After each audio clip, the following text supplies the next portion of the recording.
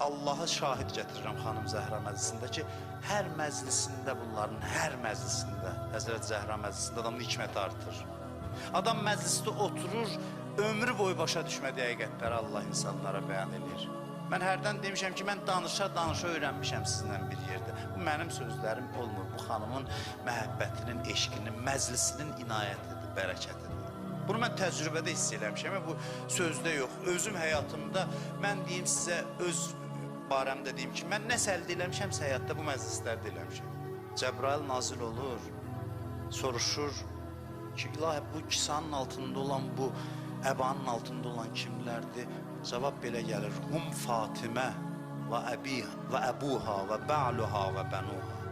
Deyir, onlar kimdir? Fatimə, atası, həyat yoldaşı və oğlanları. Görün Fatimə kimdir? Mehvərdir, mərkəzdir.